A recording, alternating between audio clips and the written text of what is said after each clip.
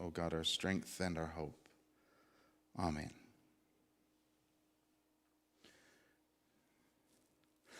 I don't know how many people follow CBC News. Lori and I have kind of gotten into the habit of watching the news online rather than getting a newspaper. You know, that I think they used to be made of paper and they had stuff printed on them. News, I guess. But we read the news online or watch it. And we like CTV and CBC, but I think it's really important to check out a variety so you get a variety of views. Anyway, the point is CBC on their website, and I don't know if it's on their channel as well, but they have categories, obviously, of news. And under the world news category, they have this subsection called the Royal Fascinator, which is where they post all of the news about the royal family. And when I say news, I of course mean the usual tabloid stuff about what they're doing. It's not necessarily, I mean, if it's news, then it makes the news page. If it's just, stuff. It gets this little section called the Royal Fascinator, which I think is a really great title for it because it's such a good, it's such a good way of describing it, because you know what a fascinator is, right? It's that little thing that they wear going to Ascot.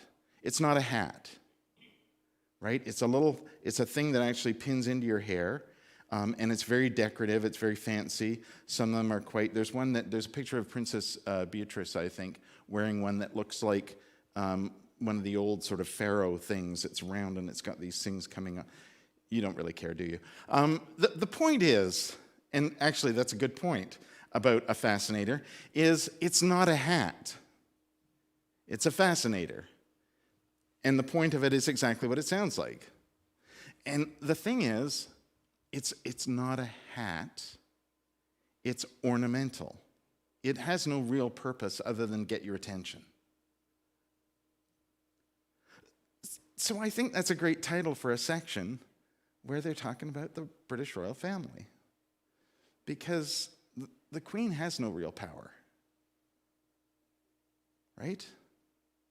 In a constitutional monarchy, as we understand it today, the Queen has no real power. It's not, just to say she's ornamental, though, isn't fair. Because the point of the Queen and the royal family is tradition, it's part of the culture, they're meant to represent the best of being British, whatever that is. And the thing about that is, of course, now people argue about that because there are people who don't care for the whole fancy pants British upper class, and want them to be more human. But then there's the people who also want them to keep up the traditions because that's part of being British. And so, in fact, the very existence of it creates this dialogue, positive and negative, around what it means to be British, which is a great thing. So to suggest that, and that's interesting about a fascinator, right? The idea of a fascinator isn't for you to focus on it. It's to draw your attention to all of this. Don't look, it's just me. But that's the point of it. It's not meant to distract you completely from everything. It's meant to get your attention and focus on the rest of what the person is appearing as. And again, I just think that's a really excellent title for a subsection where that's what they're talking about.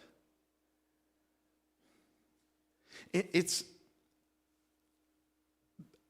thing is, nothing has changed in thousands of years. When we talk about a king or a queen,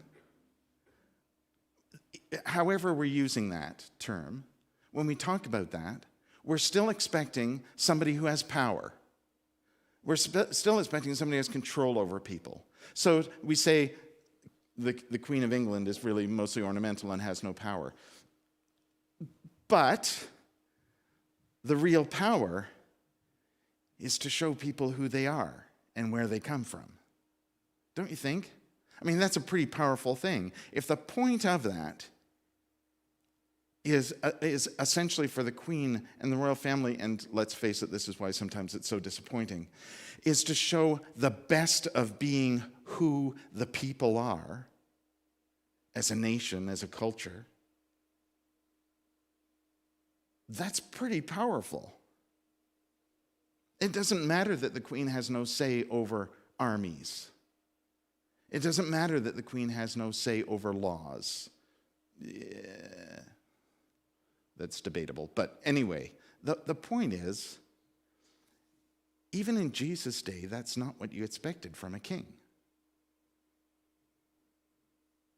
And on top of that, here's the story today. Here's the story we got today. This is, it seems odd that right before Christmas we're getting a story about right before Jesus' death. But the point of the story is, here's this discussion between Jesus and Pilate. Pilate's the Roman governor. Pilate has power. Pilate has an army. Pilate represents Rome. Pilate represents that whole societal structure in which your place in that hierarchy is very important and comes with very specific things. Starting with the emperor, who they believed was a god, all the way down, your place in the structure was important, and the power that went with it was most important. So here's Pilate.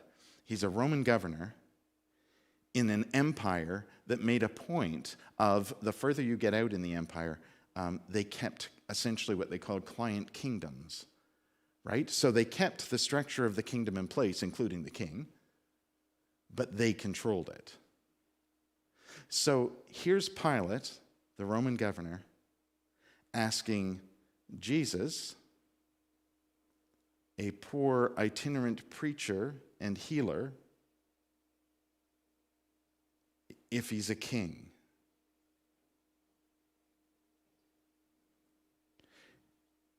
And Jesus' response is to say, this is not my kingdom.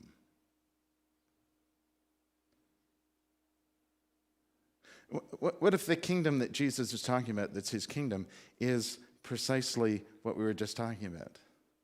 Is Jesus trying to show us who we are? Is Jesus being the example, the model, the ultimate of our ability to be who we are? To live into that created in God's image story, where we are compassion and kindness and grace, where our true power is caring for others. Our true power is love. What if that's the kingdom Jesus is talking about? Because it sure isn't the kind of kingdom that Pilate's talking about. And it isn't the kind of kingdom that we talk about when we even use that language now. When we talk about kings and queens, and let's be clear, by the way, those words, that very word, king, he said, recognizing that it's his last name, I looked it up because I'm curious. I mean, I realize what you're thinking is, okay, a king is powerful and strong and smart and brave and incredibly handsome, and I'm deserving of that name. But in fact, that's not why that's my name. It's because the origin of you having the last name of king is to be one of the king's men or the king's servants. In other words, I belong to the king, I'm not the king. But even then, let's go back a little bit further. The word king only comes from the Middle Ages. Before that, it was a different word. In different cultures, it was different terms, different words. And not just like the difference between pharaoh and king, but different cultures had different names for their leader. But it all boils down to the person who's in charge has control of everything, the person who has the army. 99 times out of 100, a great warrior. But if not a great warrior, at least it was inherited. And remember, too, there was a time when we believed that kings were given by God.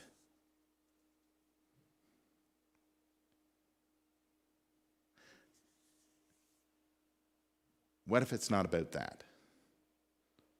What if it isn't about that? What if it isn't about titles and labels? What if it's about who we are? And the point of drawing attention to Jesus as being a king, or how Jesus reigns, isn't about any of those things. Instead, it's about how we live into the example of Jesus, how we live into the idea that what is in Jesus, that love and grace and compassion, that godliness, is in all of us. What if that's the point? What if we could change our language, our understanding of that, to understand that that's the truest power? It's not about having an army. It's not about force. It's not about control. It's not even about coercion or manipulation, but it's about love. And it's about caring and kindness. It's about actually living into all of those things that we wish went with the power and control and everything. The integrity, the courage. Because it can, is the thing. Whatever language we use around rule or reign that we understand to be about power over people, if behind that there is not the belief that we are all one and all equally deserving of care and compassion and love, then it's not true. What makes it true? What makes it true is understanding that we are all children of God. However you understand God, whether it's the power of the universe or whatever language you want to use, that we not get wrapped up in that language and instead realize that it's about how we're connected and how the equity in which we live. That's what needs to be behind that. Because otherwise it's just dominance.